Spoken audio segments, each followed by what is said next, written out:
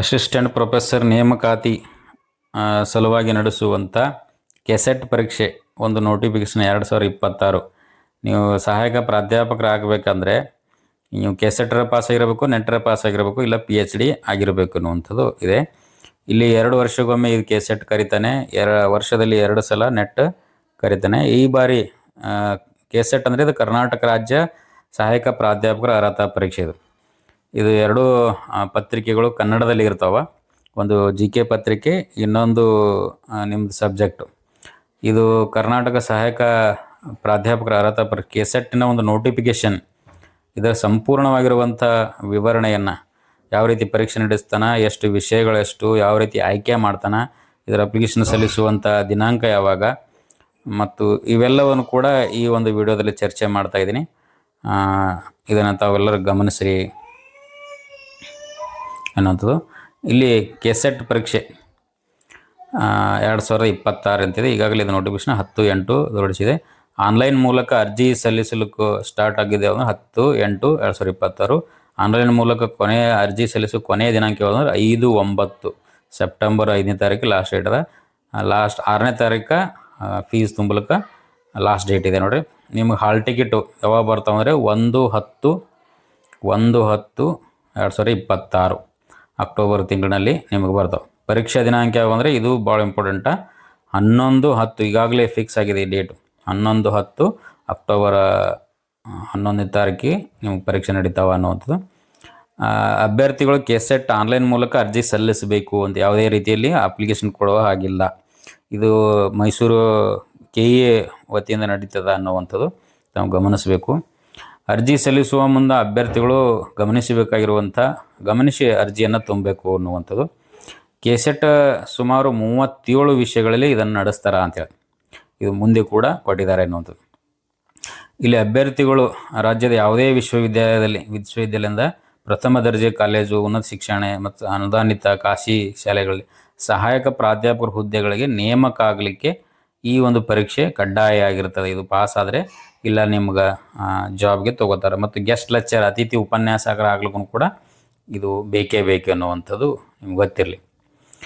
ಇಲ್ಲಿ ಅರ್ಹತಾ ನಿಬಂಧನೆಗಳೇನು, ಯಾರೆಲ್ಲ ಕೆಸೆಟ್ ಪರೀಕ್ಷೆ ಅರ್ಜಿ ಸಲ್ಲಿಸ್ಲಿಕ್ಕೆ ಒಂದು ಎಲಿಜಿಬಲ್ ಇದ್ದೀರಿ ಅಂದರೆ, ತಾವು ವಿಶ್ವವಿದ್ಯಾಲಯದಲ್ಲ ಮಾನ್ಯತೆ ಪಡೆದಿರುವಂಥ ವಿಶ್ವವಿದ್ಯಾಲಯ ಅಥವಾ ಸ್ನಾತಕೋತ್ತರ ಪದವಿಯಲ್ಲಿ MA, MSc, MCom ಅಂತ ಹೇಳ್ತೀವಲ್ಲ, ಪರೀಕ್ಷೆ ಅದಕ್ಕೆ ಸಮಾನವಾದ ಪರೀಕ್ಷೆಗಳಲ್ಲಿ ಜನರಲ್ದವರು 55% ಪಾಸ್ ಆಗಿರಬೇಕು. ನೀವು ಸ್ನಾತಕೋತ್ತರ ಪದವಿ ಅಂದರೆ MA, MSc, MCom ಅದು 55 ಜನರಲ್ದವರಿಗೆ.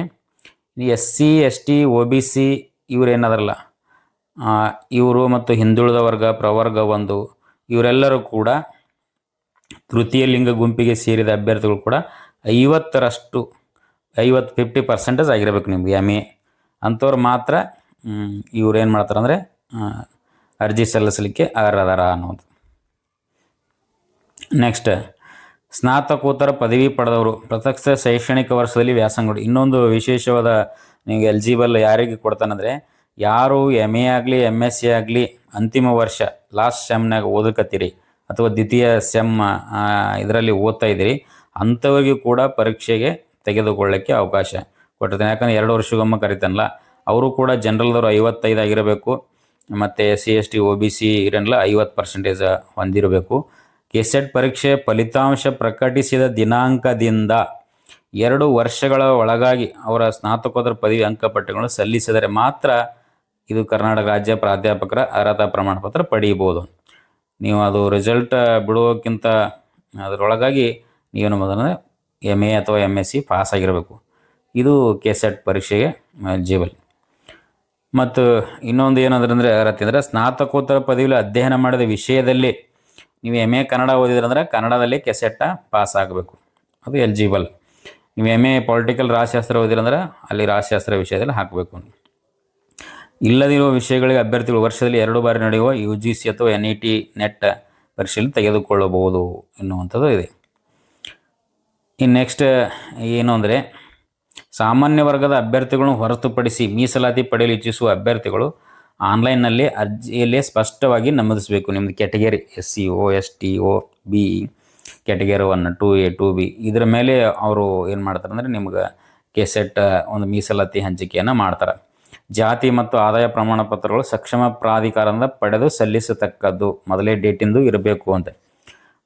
ವಿವಾಹಿತ ಮಹಿಳಾ ಅಭ್ಯರ್ಥಿಗಳು ತಮ್ಮ ಹೆಸರಿನೊಂದಿಗೆ ಪತಿಯ ಹೆಸರಿನಲ್ಲಿ ಜಾರಿಯಾದ ಜಾತಿ ಮತ್ತು ಆದಾಯ ಪ್ರಮಾಣ ಪತ್ರ ಸಕ್ಷಮ ಪ್ರಾಧಿಕಾರದಿಂದ ಪಡೆದು ಸಲ್ಲಿಸತಕ್ಕದ್ದು ಅಂತ ಹೇಳಿದ್ರು.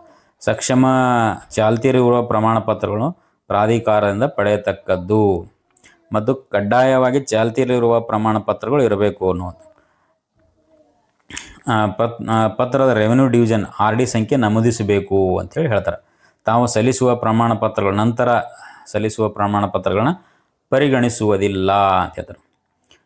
ನೆಕ್ಸ್ಟ್, ವಿಶೇಷ ಚೇತನ ಅಭ್ಯರ್ಥಿಗಳು ಅಂಗವೈಕಲ್ಯತೆ 40% ಕಡಿಮೆ ಇಲ್ಲದಿರುವ ಜ್ಞಾಪನ ಸಂಖ್ಯೆ ಎಲ್ಲ ಕೊಟ್ಟಿದ್ದಾರೆ. ಅದರ ಬಗ್ಗೆ ಜಿಲ್ಲಾ ಮಟ್ಟದ ವೈದ್ಯಕೀಯ ಮಂಡಳಿಯಿಂದ ನೀಡಲಾದ ವೈದ್ಯಕೀಯ ಪ್ರಮಾಣ ಪತ್ರದ UDID ಸಂಖ್ಯೆಯನ್ನು ಕೂಡ ನಮೂದಿಸಬೇಕು ಅಂತ. ಇನ್ನು ತೃತೀಯ ಲಿಂಗದ ಮೀಸಲಾತಿ ಕೋರುವ ಅಭ್ಯರ್ಥಿಗಳು, ಥರ್ಡ್ ಜೆಂಡರ್ ಅಂತ ಹೇಳ್ತೀವಲ್ಲ, ತೃತೀಯ ಲಿಂಗ ವ್ಯಕ್ತಿಗಳ ಹಕ್ಕು ರಕ್ಷಣೆ ಅಧಿನಿಯಮ ಏನು ಹೇಳ್ತದೆ ಅದರ ಸಂಬಂಧಪಟ್ಟಂತೆ ಜಿಲ್ಲಾ ದಂಡಾಧಿಕಾರಿಗಳು ಜಾರಿ ಮಾಡಿರುವ ತೃತೀಯ ಲಿಂಗ ಪ್ರಮಾಣ ಪತ್ರವನ್ನು ಪಡೆದಿರಬೇಕು. ಆ ಪತ್ರದ ಸಂಖ್ಯೆಯನ್ನು ನಮೂದಿಸಬೇಕು ಅಂತ ಹೇಳ್ತಾರೆ. ಅರ್ಜಿ ಸಲ್ಲಿಸುವ ಅಭ್ಯರ್ಥಿಗಳ ಪ್ರಮಾಣ ಪತ್ರಗಳು ಯಾವುದೇ ಹಂತದಲ್ಲೂ ಸುಳ್ಳು ಎಂದು ಸಾಬೀತಾದರೆ ಅದರ ಅಭ್ಯರ್ಥಿತನವನ್ನು ಮುನ್ಸೂಚನೆ ಇಲ್ಲದೆ ರದ್ದುಗೊಳಿಸ್ತೀವಿ ಅಂತ ಹೇಳ್ತಾರೆ. ಕಾನೂನು ಕ್ರಮ ಕೈಗೊಳ್ತೀವಿ. ಇನ್ನು ಹೊರ ರಾಜ್ಯದ ಅಭ್ಯರ್ಥಿಗಳಿಗೆ ಯಾವುದೇ ಮೀಸಲಾತಿ ಇರುವುದಿಲ್ಲ. ಅವರು ಸ್ನಾತಕೋತ್ತರ ಪದವಿಯಲ್ಲಿ ಕನಿಷ್ಠ 55, SC ST OBC ಇದ್ದವರು 50 ಪಡೆದಿದ್ದಲ್ಲಿ ಮಾತ್ರ ಅದನ್ನು ಅಪ್ಲಿಕೇಶನ್ ಹಾಕ್ಬೋದು. ಅಭ್ಯರ್ಥಿಗಳು ಮುಖ್ಯವಾಗಿ ಗಮನಿಸಬೇಕಾದ ಅಂಶ ಅಂದರೆ ಅಭ್ಯರ್ಥಿತನವು ತಾತ್ಕಾಲಿಕವೆಂದು ಪರಿಗಣಿಸಿಕೊಳ್ಳತಕ್ಕದ್ದು ಅಂತ ಹೇಳ್ತಾರೆ. ಈಗಾಗಲೇ ಕೆಸೆಟ್ ಪರೀಕ್ಷೆಯಲ್ಲಿ ಯಾವುದೇ ಒಂದು ವಿಷಯದಲ್ಲಿ ಅರ್ಹತೆ ಪಡೆದ ಅಭ್ಯರ್ಥಿಗಳು ಮುಂಬರುವ ಕೆಸೆಟ್ ಪರೀಕ್ಷೆ ಅದೇ ವಿಷಯದಲ್ಲಿ ಅರ್ಜಿ ಸಲ್ಲಿಸುವಂಥ, ಒಂದು ಸಲ ಪಾಸ್ ಆಗಿನಂದರೆ ಮತ್ತೆ ನೀವು ಬರೆಯುವಂತಿಲ್ಲ. ಇನ್ನು ಭಾರತೀಯ ವಿಶ್ವವಿದ್ಯಾಲಯ ಸಂಸ್ಥೆ ನೋಡುವ 2 ವರ್ಷದ ಸ್ನಾತಕೋತ್ತರ ಡಿಪ್ಲೊಮಾ ಪ್ರಮಾಣ ಪತ್ರ, ವಿದೇಶಿ ವಿಶ್ವವಿದ್ಯಾಲಯ ಸಂಸ್ಥೆ ನೋಡುವ ವಿದೇಶಿ ಡಿಪ್ಲೊಮಾ ಪ್ರಮಾಣ ಪತ್ರ ಹೊಂದಿರುವ ಅಭ್ಯರ್ಥಿಗಳು ತಮ್ಮ ಹಿತದೃಷ್ಟಿಯಿಂದ ಸ್ನಾತಕೋತ್ತರ ಪದವಿಯೊಂದಿಗೆ ಪ್ರಮಾಣ ಪತ್ರ ಸಮಾನತೆಯನ್ನು WWAIU ಇಂದ ಖಚಿತಪಡಿಸಿಕೊಳ್ಳತಕ್ಕದ್ದು. ಈ ಕೆಸೆಟ್ ಬರಲಿಕ್ಕೆ ವಯೋಮಿತಿ ಎಷ್ಟದ ಅಂತ ಕೆಲವೊಬ್ರು ಕೇಳ್ತಾರೆ. ವಯಸ್ಸಿನ ಒಂದಿದು ಅವರೇ ಹೇಳ್ತಾರೆ, ಕೆಸೆಟ್ ಬರಲಿಕ್ಕೆ ಯಾವುದೇ ರೀತಿಯ ಗರಿಷ್ಠ ವಯೋಮಿತಿ ಇರುವುದಿಲ್ಲ, ಎಲ್ಲರೂ ಕೂಡ ಬರೀಬೋದು. ಇದು ಯಾರಿಗೆ ವಿನಾಯಿತಿ ಇರದ ಎಕ್ಸ್ಕ್ಯೂಸ್ ಯಾರಿಗೆ ಅಂದರೆ, ಕರ್ನಾಟಕ ರಾಜ್ಯದಲ್ಲಿ ಸಹಾಯಕ ಪ್ರಾಧ್ಯಾಪಕರ ಹುದ್ದೆಗೆ ವಿಶ್ವವಿದ್ಯಾಲಯ, ಪ್ರಥಮ ದರ್ಜೆ ಕಾಲೇಜುಗಳು, ಉನ್ನತ ಶಿಕ್ಷಣ ಸಂಸ್ಥೆಗಳಲ್ಲಿ ಖಾಸಗಿ ಅನುದಾನಿತ ನೇಮಕವಾಗಬೇಕಾದ್ರೆ ಅಭ್ಯರ್ಥಿಗಳು ಕಡ್ಡಾಯ ಕೆಸೆಟ್ ಮತ್ತು ನೆಟ್ ಪರೀಕ್ಷೆಯಲ್ಲಿ ಪಡೆದಿರಬೇಕೆಂಬ ನಿಯಮ ಇದೆ ಅಂತ. ಕಾಲಕ್ಕೆ ಹೊರಡಿಸುವ ನಿಬಂಧನೆಗಳು, UGC ಮಾರ್ಗದರ್ಶಿ ಸೂಚಿಗಳು, ಅಧಿನಿಯಮಗಳ ಅನ್ವಯ ಕೆಸೆಟ್ ವಿನಾಯಿತಿ ನೀಡಲಾಗುವುದು ಅಂತ ಹೇಳ್ತಾರೆ. ನೆಕ್ಸ್ಟ್, ಪರೀಕ್ಷಾ ಶುಲ್ಕ. ಕೆಸೆಟ್ ಪರೀಕ್ಷೆಯ ಫೀಸ್ ಎಷ್ಟದ ಅಂದರೆ, ಇದು ಜನರಲ್ಲ 2A 2B 3rd B ಇವರನ್ನು 750 ರೂಪಾಯಿ ಅದು. ಇನ್ನು SC ST PWD ತೃತೀಯ ಲಿಂಗಿಗಳಿಗೆ 500 ರೂಪಾಯಿ ಅದು. ಇದು ವಿಧಾನ. ಮೇಲ್ಕಂಡ ಶುಲ್ಕವನ್ನು KEA ಸೂಚಿಸಿದ ಆನ್ಲೈನ್ ಮೂಲಕ ನೀವು ಪಾವತಿಸಬೇಕು. ಬೇರೆ ಯಾವುದೇ ಮೂಲಕ ಮನಿ ಆರ್ಡರ್ ಡ್ರಾಫ್ಟರ್ ಇದು ಇಲ್ಲ. ಇದು ಮುಖ್ಯ ಇಂಪಾರ್ಟೆಂಟ್. ಕೆಸೆಟ್ ಪರೀಕ್ಷೆ ವಿಧಾನ ಮತ್ತು ಪರೀಕ್ಷೆ ದಿನಾಂಕ ಯಾವುದು? ಕೆಸೆಟ್ ಪರೀಕ್ಷೆ 2 ಪತ್ರಿಕೆಗಳು ಇರ್ತಾವೆ. 2 ಪತ್ರಿಕೆಗಳು ಸಹ ಬಹು ಆಯ್ಕೆ ಮಾದರಿಯಲ್ಲಿ ಇರ್ತವೆ. ಇಲ್ಲಿ ಪರೀಕ್ಷೆಯನ್ನು ಆಫ್ಲೈನ್ OMR ಮಾದರಿಯಲ್ಲಿ ಇರ್ತದೆ. ಈಗಾಗಲೇ ಡೇಟ್ ಗೊತ್ತರ 11/10 ಕೆಸೆಟ್ ನಡೀತದೆ. 2 ಪೇಪರ್ ಇರ್ತಾವೆ, ಪತ್ರಿಕೆ 1 ಪತ್ರಿಕೆ 2. 2 ಪತ್ರಿಕೆ ಒಂದು GK ಇರ್ತದೆ 100 ಅಂಕ, ಇದು ನಿರ್ದಿಷ್ಟ ಪತ್ರಿಕೆ. ಇಲ್ಲಿ GK ಏನಿರ್ತದೆ 50 ಪ್ರಶ್ನೆಗಳಿರ್ತಾವೆ 100 ಅಂಕ. ಇದು ನಿಮ್ಮ ಆಪ್ಷನಲ್ ಪೇಪರ್. ನೀವು ಕನ್ನಡ ಇದ್ರೆ ಕನ್ನಡ, ಇಂಗ್ಲೀಷ್ ಇದ್ರೆ ಇಂಗ್ಲೀಷ, ಪೊಲಿಟಿಕಲ್, ಎಕನಾಮಿಕ್ಸ, ಸುಮಾರು 37 ಭಾಷೆಗಳು. ಇಲ್ಲಿ 100 ಪ್ರಶ್ನೆ 200 ಮಾರ್ಕ್ಸ್. ಅದು ಒಟ್ಟಾರೆ 2 ಸೇರಿಸಿನೇ ಫಸ್ಟ್ ನಿಮ್ಗೆ GK ಪೇಪರ್ ಕೊಟ್ಟಿರ್ತಾರೆ. ಅದು ಒಂದು ಆಯಿತು ಅಂದರೆ ಆಮೇಲೆ ನೆಕ್ಸ್ಟ್ ಇದು ಕೊಡ್ತಾರೆ. 2 ಸೇರಿಸಿನೇ 3 ಗಂಟೆ ಸಮಯ ಇರ್ತದೆ. ನೀವು ಹೆಚ್ಚು ನಿಮ್ಮ ನಿರ್ದಿಷ್ಟ ಪತ್ರಿಕೆ ಅವಕಾಶವನ್ನು ಕೊಡಬೇಕು. ಅಭ್ಯರ್ಥಿಗಳು ಮಧ್ಯಾಹ್ನ 1 ಗಂಟೆಯ ಮೊದಲು ಪರೀಕ್ಷಾ ಕೇಂದ್ರದ ಹೊರಬರಲು ಅನುಮತಿಸುವುದಿಲ್ಲ. ಇನ್ನು GK ಪತ್ರಿಕೆ ಏನಿರ್ತದೆ ಅನ್ನುವಂಥದ್ದು ಇದು ಎಲ್ಲರಿಗೂ ಕಾಮನ್. ಇದು 50 ಕ್ವಶನ್ 100 ಅಂಕ. ಸಾಮಾನ್ಯ ಅಭ್ಯರ್ಥಿಗಳ ಬೋಧನೆ, ಸಂಶೋಧನೆ, ಬೌದ್ಧಿಕ ಸಾಮರ್ಥ್ಯ ಇವುಗಳನ್ನ ಪರೀಕ್ಷಿಸ್ತಾರ ಅಂತ ಹೇಳ್ತಾರೆ. ಸಾಮಾನ್ಯ ಪತ್ರಿಕೆ ಬೋಧನೆಗೆ ಸಂಬಂಧ, ಕಲಿಕೆ ಅಂದ್ರೇನು, ಬೋಧನೆ ಅಂದ್ರೇನು, ಒಬ್ಬ ಪ್ರಾಧ್ಯಾಪಕನಾಗಿ ಏನನ್ನು ಗಮನಿಸ್ತೀರಿ ಅನ್ನುವಂಥದ್ದು. ಸಂಶೋಧನೆಗೆ ಸಂಬಂಧ, ಸಂಶೋಧನೆ ಅರ್ಥ, ಅದರ ವಿಧಾನಗಳು, ಆಮೇಲೆ ತಿಳುವಳಿಕೆಗೆ ಒಂದು ದೊಡ್ಡ ಪ್ಯಾರಾಗ್ರಾಫ್ ಕೊಡ್ತಾನೆ ನಿಮಗೆ, ಗ್ರಹಿಸುವ ಸಾಮರ್ಥ್ಯ ಒಂದು ದೊಡ್ಡ ಗದ್ಯವನ್ನು ಕೊಟ್ಟು ಅದರಲ್ಲಿ 7 ಪ್ರಶ್ನೆ ಕೇಳ್ತಾನೆ.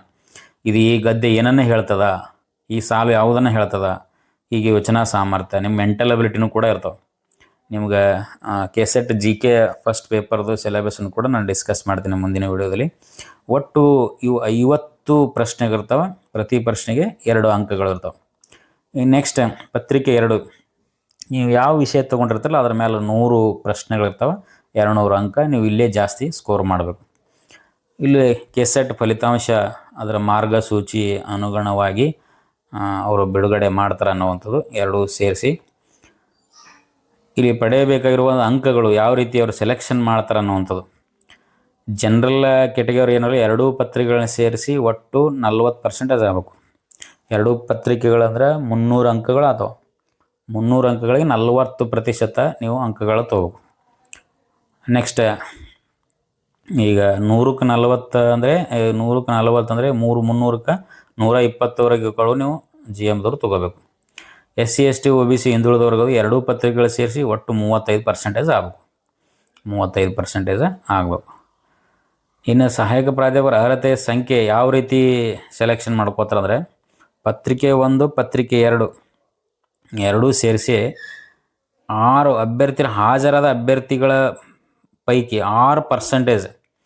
ಈಗ 100 ಜನ ಅಲ್ಲಿ ಎಕ್ಸಾಮ್ ಕೂತಾರಂದರೆ ಅದರ ಪೈಕಿ ಎಷ್ಟು ಜನ ಅಂದರೆ 6 ಜನರಿಗೆ ಸೆಲೆಕ್ಷನ್ ಮಾಡ್ಕೋತಾರೆ, ಅದೆಲ್ಲ ಮೀಸಲಾತಿ ಹಿಡ್ಕೊಂಡು. ಒಟ್ಟು ಸ್ಲಾಟ್ಗಳನ್ನು 2 ಪತ್ರಿಕೆಗಳು ಹಾಜರಾಗಿ ಒಂದು ಹಂತನ್ನು ಪೂರ್ಣಗೊಳಿಸಿದ ಅಭ್ಯರ್ಥಿಗಳ ಒಟ್ಟು ಅಂಕಗಳ ಆಧಾರದ ಮೇಲೆ ಅರ್ಹತಾ ಪಟ್ಟಿಯನ್ನು ವಿಷಯವಾರು ಪ್ರವರ್ಗವಾರಿಗೂ ಸಿದ್ಧಪಡಿಸ್ತಾರೆ. ನೋಡ್ರಿ, ಗೆಸೆಟ್ ಹೆಂಗಂದ್ರೆ ಎಷ್ಟು ಜನ ಎಲಿಜಿಬಲ್ ಆಗ್ತಾರೆ ಅಷ್ಟು ಒಂದು ರೀತಿ ಚಲೋ ಇದೆ. ಎಷ್ಟು ಜನ ಎಲಿಜಿಬಲ್ ಆಗ್ತಾರೆ, ಎಷ್ಟು ಜನ ಎಕ್ಸಾಮ್ ಕೂಡ್ತಾರೆ. ಈಗ 10,000 ಜನ ಕೂತ್ರಂದರೆ 1,000-2,000 ಜನರಿಗೆ ಅಲ್ಲಿ ಸೆಲೆಕ್ಷನ್ ಮಾಡ್ಕೋತಾರೆ. ಇದು ಪರಿಗಣಿಸಬೇಕಾದ್ರೆ ಪತ್ರಿಕೆ 1 ಮತ್ತು ಪತ್ರಿಕೆ 2ರಲ್ಲಿ ಹಾಜರಾಗಿ GM ಅಭ್ಯರ್ಥಿಗಳು 2 ಪತ್ರಿಕೆಗಳು ಸೇರಿ ಒಟ್ಟು 40 ಅಂಕಗಳು, ಮೀಸಲಾತಿಗೆ ಬರುವ ಹಿಂದುಳಿದ ವರ್ಗ ಅಭ್ಯರ್ಥಿಗಳು 30ರಷ್ಟು ಅಂಕಗಳು ಹೆಸರಿರಬೇಕು. ಅಂಥ ಅಭ್ಯರ್ಥಿಗಳು ಮಾತ್ರ ಅರ್ಹತಾ ಪಟ್ಟಿಗೆ ಮೊದಲು ಈ ಪರ್ಸೆಂಟೇಜ್ ಏನಾದ್ರು ಈ ಪಾಸ್ ಆದವ್ರಿಗೆ ತೊಗೋತಾರೆ. ಅದರ ಮೇಲೆ ವಿಷಯವಾರು ವರ್ಗವಾರು ಪಟ್ಟಿಯನ್ನು, ಮೆರಿಟ್ ಪಟ್ಟಿಯನ್ನು ತಯಾರು ಮಾಡ್ತಾರೆ. UGC ಫಲಿತಾಂಶದ ಪ್ರಕಾರ ಒಟ್ಟು ಸ್ಲಾಟ್ಗಳನ್ನು ಲೆಕ್ಕಾಚಾರ ಮಾಡಿ ರಾಜ್ಯ ಸರ್ಕಾರದ ಮೀಸಲಾತಿ ನೀತಿ ಅನುಸಾರವಾಗಿ ಅರ್ಹತಾ ಪಟ್ಟಿಯನ್ನು ಸಿದ್ಧಪಡಿಸ್ತಾರೆ ಅನ್ನೋದು. ಹೀಗೆ ಈಗ ಇಲ್ಲೊಂದು ಲೆಕ್ಕ ಕೊಟ್ಟರು ನೋಡ್ರಿ, GMದವ್ರು ಹೆಂಗೆ ಲೆಕ್ಕ ಹಾಕ್ತಾರೆ ಅಂದ್ರೆ, ಒಂದು ವಿಷಯದಲ್ಲಿ ಸಾಮಾನ್ಯ ವರ್ಗದಲ್ಲಿ ಪಡೆಯಬೇಕಾದ ಅಭ್ಯರ್ಥಿಗಳ ಸಂಖ್ಯೆ ಎಷ್ಟು ಜನ ಕುಂತಾರ, ಅದರಲ್ಲಿ 40% ಎಷ್ಟು ಜನ ತೊಗೊಂಡಾರ, ಎಲ್ಲ ವಿಷಯಗಳು ಸೇರಿ ಸಾಮಾನ್ಯ ಅಭ್ಯರ್ಥಿಗಳ ಒಟ್ಟು ಸಂಖ್ಯೆ. ಇಲ್ಲಿ ಸಾಮಾನ್ಯ ವರ್ಗದಲ್ಲಿ ಎಲ್ಲ ವಿಷಯಗಳು ಸೇರಿ ಅರ್ಹತೆ ಪಡೆಯಬೇಕಿರೋ ಒಟ್ಟು ಅಭ್ಯರ್ಥಿಗಳ ಸಂಖ್ಯೆ. ಹೀಗೆ ಲೆಕ್ಕಾಚಾರ ಮೀಸಲಾತಿ ಆಧಾರದ ಮೇಲೆ ಎಷ್ಟು ಜನ ಕುಂತಾರ, ಎಷ್ಟು ಜನ ಪಾಸ್ ಆಗ್ಯಾರ, ಅದರಲ್ಲಿ 6% ಅವ್ರು ಏನು ಮಾಡ್ತಾರೆ ಅಂದರೆ ನಿಮ್ಮ ಮೀಸಲಾತಿ ಅನುಗುಣವಾಗಿ ಆಯ್ಕೆ ಮಾಡ್ಕೊಳ್ತಾರೆ ಅನ್ನುವಂಥದ್ದು. ಇನ್ನು ಕೆಸೆಟ್ ಪಠ್ಯಕ್ರಮ ಅನ್ನುವಂಥದ್ದು ಈಗಾಗಲೇ ಅವರು ಇದರಲ್ಲಿ ವೆಬ್ಸೈಟ್ನಲ್ಲಿ ಬಿಟ್ಟಿದ್ದಾರೆ. ಇವೆಲ್ಲ ವಿಷಯಗಳು ನೋಡ್ರಿ, ವಾಣಿಜ್ಯಶಾಸ್ತ್ರ ಅದು ಕನ್ನಡ ಮತ್ತು ಇಂಗ್ಲೀಷ್ನಾಗ ಇರ್ತದೆ, ಕನ್ನಡದಾಗಿರ್ತದೆ, ಅರ್ಥಶಾಸ್ತ್ರ ಕನ್ನಡ ಮತ್ತು ಆಂಗ್ಲ ಭಾಷೆಯಾಗಿರ್ತದೆ, ಇತಿಹಾಸ, ಸಮಾಜಶಾಸ್ತ್ರ, ಭೂಗೋಳ, ಹಿಂದಿ, ಸಮಾಜಕಾರ, ಅಪರಾಧಶಾಸ್ತ್ರ, ಕಾನೂನು, ದೈಹಿಕ ಶಿಕ್ಷಣ, ಸಾರ್ವಜನಿಕ ಆಡಳಿತ, ಪಬ್ಲಿಕ್ ಅಡ್ಮಿನಿಸ್ಟ್ರೇಟಿವ್ ಇತ್ಯಾದಿಗಳು, ಗಣಕ ವಿಜ್ಞಾನ, ಕಂಪ್ಯೂಟರ್ ಸೈನ್ಸ್, ಭೌತ ವಿಜ್ಞಾನ, ಗಣಿತ ವಿಜ್ಞಾನ ಮತ್ತು ವಿಜ್ಞಾನ ಟೆಕ್ನಾಲಜಿ, ಭೂವಿಜ್ಞಾನ, ಇವೆಲ್ಲ ಸುಮಾರು 37 ವಿಷಯಗಳು, ದೃಶ್ಯ ಕಲೆ ಇವೆಲ್ಲವೂ ಕೂಡ ಇದ್ದಾವೆ. ಇನ್ನು ವಿಶೇಷವಾಗಿ ಕೆಲವರಿಗೆ ಅವಕಾಶ ಕೊಟ್ಟಿರ್ತಾನೆ ಅಂದರೆ, ಈಗ ಅರ್ಥಶಾಸ್ತ್ರ ನೀವು ಬರೀಬೇಕಂದ್ರೆ ಈ ಕೋಆಪರೇಷನ್ ವಿಷಯದಲ್ಲಿ ಇವುಗಳಿಗೆ ಸಂಬಂಧಿಸಿದ 2 ವರ್ಷ ಅವಧಿಯ ಸ್ನಾತಕೋತ್ತರ ಹೊಂದಿರುವ ಅಭ್ಯರ್ಥಿಗಳು ಅರ್ಥಶಾಸ್ತ್ರದಲ್ಲಿ ಕೆಸೆಟ್ ಬರೀಬಹುದು. ನೀವು ಅರ್ಥಶಾಸ್ತ್ರದಲ್ಲಿ ಬರೀಬೇಕಾದ್ರೆ ಕೋಆಪರೇಷನ್ ಎನ್ನುವಂಥ ವಿಷಯ ಇದ್ದವರು.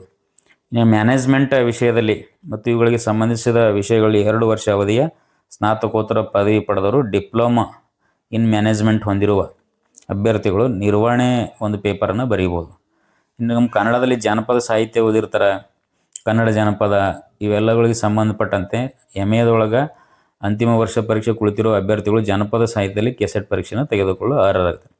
ಇನ್ನು ಭೌತಶಾಸ್ತ್ರ ಅದಕ್ಕೆ ಇಕ್ವಲೆಂಟ್ ಆಗಿರುವಂಥ ವಿಷಯಗಳು ಎಲೆಕ್ಟ್ರಾನಿಕ್, ಪರಮಾಣು, ಭೌತ ವಿಜ್ಞಾನ, classical, dynamic, matter physics, electromagnetic, nuclear, space and practical physics, thermodynamics, astronomy, astrophysics, material science ಇವೆಲ್ಲ ವಿಷಯಗಳಲ್ಲಿ ಸ್ನಾತಕೋತ್ತರ ಪದವಿ ಪೂರೈಸಿರುವಂಥ ಅಂತಿಮ ವರ್ಷದ ಕುಳಿತಿರುವಂಥ ಅಭ್ಯರ್ಥಿಗಳು ಕೂಡ ಕೆಸೆಟ್ ಪರೀಕ್ಷೆಯಲ್ಲಿ ಭೌತಿಕ ವಿಜ್ಞಾನ ಪರೀಕ್ಷೆಯನ್ನು ತೆಗೆದುಕೊಳ್ಬೋದು ಅಂತೇಳಿ. ಇಲ್ಲಿ ನೋಡ್ರಿ, ಇದು ಭೌತಶಾಸ್ತ್ರ ವಿಷಯದಲ್ಲಿ ಅವರು ತಗೋಬೋದು ಅನ್ನೋದು. ಯಾವ ಅಭ್ಯರ್ಥಿಗಳು ಶುದ್ಧ ಗಣಿತ ವಿಜ್ಞಾನ, ಸಂಖ್ಯಾಶಾಸ್ತ್ರ, ಅನ್ವಯಿಕ ಗಣಿತ ಮತ್ತು ಗಣಕ ವಿಜ್ಞಾನ ಇತರೆ ವಿಷಯಗಳೇ ಸ್ನಾತಕೋತ್ತರ MSc ಮುಗಿಸ್ಕೊಂಡಿರ್ತಾರೆ ಮತ್ತು ಅಂತಿಮ ವರ್ಷದಲ್ಲಿ ಕುಳಿತಿರೋ ಅಭ್ಯರ್ಥಿಗಳು ಗಣಿತ ವಿಜ್ಞಾನದಲ್ಲಿ ಮ್ಯಾಥಮೆಟಿಕ್ಸ್ನಲ್ಲಿ ಇರ್ತಾರೆ ಅನ್ನೋದು ಮ್ಯಾಥಮೆಟಿಕ್ಸ್ ತೊಗೋಬೇಕು. ಇನ್ನು ರಾಸಾಯನಿಕ ವಿಜ್ಞಾನಗಳು ಯಾವ ಅಂದರೆ ವಿಶ್ಲೇಷಣಕ ರಾಸಾಯನಿಕ ವಿಜ್ಞಾನ, ಇನ್ಆರ್ಗಾನಿಕ್ ರಾಸಾಯನಿಕ ವಿಜ್ಞಾನ, ರಸಾಯನ ವಿಜ್ಞಾನ, ಭೌತ ರಸಾಯನ ವಿಜ್ಞಾನ, ಕೆಮಿಸ್ಟ್ರಿ, ಅನ್ವಯಿಕ ರಸಾಯನ ವಿಜ್ಞಾನ ಇವರೆಲ್ಲರೂ ಕೂಡ ರಾಸಾಯನಿಕ ವಿಜ್ಞಾನ ಅನ್ನುವಂಥ ಪರೀಕ್ಷೆ ತೆಗೆದುಕೊಳ್ಬೇಕು.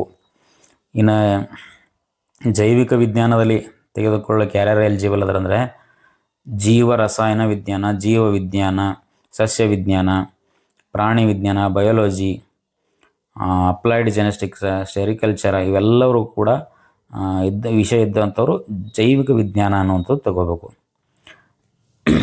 ಆಮೇಲೆ ಭೂ ವಿಜ್ಞಾನದಲ್ಲಿ ಯಾರೆಲ್ಲ ತಗೋಬೋದು? ಭೂವಿಜ್ಞಾನ, ಭೂಭೌತ ವಿಜ್ಞಾನ, ಹವಾಮಾನ ವಿಜ್ಞಾನ, ಸಾಗರ ವಿಜ್ಞಾನ, ಫಿಸಿಕಲ್ ಜಿಯೋಗ್ರಫಿ, ಜಿಯಾಲಜಿ, ಭೂವಿಜ್ಞಾನ ಇವೆಲ್ಲ ಕಲಿತಂಥವರು ಭೂವಿಜ್ಞಾನದಲ್ಲಿ ಪರೀಕ್ಷೆನ ತಗೋಬೋದು. ಈ ನೆಕ್ಸ್ಟ್ ಮಹಿಳಾ ಅಭ್ಯರ್ಥಿಗಳು ಮಹಿಳಾ ಅಧ್ಯಯನ, ಇವರು ಮಹಿಳಾ ಅಧ್ಯಯನ ಅನ್ನುವಂಥ ಕೆಸೆಟ್ ವಿಷಯನ ತೊಗೋಬೋದು. ಮಾನವಿಕೆ ಓದಿರ್ತಾರೆ, ಸಮಾಜ ವಿಜ್ಞಾನ ಓದಿರ್ತಾರೆ, ಇಂಥವರೆಲ್ಲ ಮಹಿಳಾ ಅಧ್ಯಯನದಲ್ಲಿ ತೊಗೋಬೇಕು. ನೆಕ್ಸ್ಟ್ ಕೆಸೆಟ್ ಅಭ್ಯರ್ಥಿಗಳು ಕೆಸೆಟ್ ಪರೀಕ್ಷೆ ವಿಷಯದಲ್ಲಿ UGC ನವದೆಹಲಿಯಿಂದ ಮಾನ್ಯತೆ ಪಡೆದ ವಿಶ್ವವಿದ್ಯಾಲಯ ಅಥವಾ ಸಂಸ್ಥೆಯಿಂದ ಸ್ನಾತಕೋತ್ತರ ಯಾವುದೇ ಪದವಿಯನ್ನು ಹೊಂದಿರಬೇಕು. ಒಂದಕ್ಕಿಂತ ಹೆಚ್ಚಿನ ಸ್ನಾತಕೋತ್ತರ ಪಡೆದಿರುವ ಅಭ್ಯರ್ಥಿಗಳು ಯಾವುದಾದ್ರೂ ಒಂದು ವಿಷಯದಲ್ಲಿ ಮಾತ್ರ ಕೆಸೆಟ್ ಪರೀಕ್ಷೆಯನ್ನು ತೆಗೆದುಕೊಳ್ಳಬಹುದು ಅಂತ. ಇನ್ನು ಪರೀಕ್ಷಾ ಕೇಂದ್ರಗಳು ಎಲ್ಲೆಲ್ಲಿ ನಡೀತಾವೆ ಎಕ್ಸಾಮ? ಬೆಂಗಳೂರದ, ಬೆಳಗಾವಿಯದ, ಬಳ್ಳಾರಿಯದ, ವಿಜಯಪುರದ, ಧಾರವಾಡದ, ಕಲಬುರಗಿಯದ ಮತ್ತು ಮೈಸೂರದ, ಶಿವಮೊಗ್ಗ, ತುಮಕೂರು, ಮಂಗಳೂರು. ಆಮೇಲೆ 18 ವಿಷಯಗಳ ಕೆಸೆಟ್ ಪರೀಕ್ಷೆಯನ್ನು ಕರ್ನಾಟಕ ರಾಜ್ಯದ ಮೇಲ್ಕಂಡ 2 ಪರೀಕ್ಷಾ ಕೇಂದ್ರಗಳಲ್ಲಿ ನಡೆಸಲಾಗುತ್ತಿದ್ದು, ಉದಾಹರಣೆಗೆ ಇವು ಪರೀಕ್ಷಾ ಒಂದು ವಿಷಯದ ಕೋಡ್ ಅವ. ಕನ್ನಡ ಅಂದರೆ 2 ನೆನ್ಪಿಡಬೇಕು, ವಾಣಿಜ್ಯಶಾಸ್ತ್ರ 1, ನಿಮ್ಮ ವಿಷಯದ ಕೋಡ್ಗಳನ್ನು ನೀವು ನೆನ್ಪಿಡಬೇಕು. ಇನ್ನು ನೆಕ್ಸ್ಟ್ ವಿಷಯದ ಕೋಡ ಮತ್ತು ಪರೀಕ್ಷಾ ಕೇಂದ್ರದ ವಿವರ ಇವು ಮಾತ್ರ ಎಲ್ಲಿಯಾವ ಅಂದರೆ ಬೆಂಗಳೂರಿನಲ್ಲಿ ಅದಾವ ನೋಡ್ರಿ. ಭೂಗೋಳಶಾಸ್ತ್ರ, ಪ್ರವಾಸೋದ್ಯಮ, ಸಮೂಹ, ಮನೋವಿಜ್ಞಾನ, ಅಪರಾಧ, ಕಾನೂನು, ಜಾನಪದ ಸಾಹಿತ್ಯ, ಮಹಿಳಾ ಅಧ್ಯಯನ ಇವೆಲ್ಲ ವಿಷಯಗಳು ಬೆಂಗಳೂರು ಮಾತ್ರ ಆಯ್ಕೆ ಮಾಡಿಕೊಳ್ಬೇಕು ಅಂತ ಹೇಳ್ತಾರೆ. ಅಭ್ಯರ್ಥಿಗಳು ಒಮ್ಮೆ ಪರೀಕ್ಷಾ ಕೇಂದ್ರವನ್ನು ಆಯ್ಕೆ ಮಾಡಿದ ನಂತರ ಪರೀಕ್ಷಾ ಕೇಂದ್ರವನ್ನು ಬದಲಾವಣೆ ಮಾಡಲು ಅವಕಾಶ ಇಲ್ಲ. ಇನ್ನು 19 ವಿಷಯಗಳು ಬೆಂಗಳೂರು ಕೇಂದ್ರ ಮಾತ್ರ ಆಯ್ಕೆ ಮಾಡ್ಕೊಳ್ಬೇಕು. 19 ವಿಷಯ ಹೇಳಿನಲ್ಲಿ ಇಲ್ಲಿ ಮೇಲೆ. ಅರ್ಜಿ ಸಲ್ಲಿಸುವ ವಿಧಾನ: ಕರ್ನಾಟಕ ಪರೀಕ್ಷಾ KE ವೆಬ್ಸೈಟ್ಗೆ ಹೋಗಿ ಅರ್ಜಿಯನ್ನು ಸಲ್ಲಿಸಬೇಕು ಅಂತ ಹೇಳ್ತಾರೆ. ಅಭ್ಯರ್ಥಿಗಳು ಕೆಸೆಟ್ 2026 ಪರೀಕ್ಷೆ ಅಂತಿಮ ಭರ್ತಿ ಮಾಡಿದ ಮುದ್ರಿತ ಪ್ರತಿಗಳನ್ನು ಕಡ್ಡಾಯ ತಮ್ಮ ಬಳಿ ಇಟ್ಟುಕೊಳ್ಬೇಕು. ಅವಶ್ಯಕತೆ ನೋಡಿ ಸಲ್ಲಿಸುವುದು. ಎಲ್ಲ ಸ್ಕ್ಯಾನ್ ಮಾಡಿದ ಪ್ರತಿಗಳು GPG ಸ್ವರೂಪದಲ್ಲಿ ಇರಬೇಕು. ಆನ್ಲೈನ್ ಅರ್ಜಿಯ ವ್ಯವಸ್ಥೆ ನಿರ್ದಿಪಡಿಸಿದ ಗಾತ್ರಗಳಿಂದ ಚಿಕ್ಕದಾದ ದೊಡ್ಡದ ಫೈಲ್ಗಳ ಮೂಲಕ ಅಪ್ಲೋಡ್ ಮಾಡಿ ಅನುಮತಿ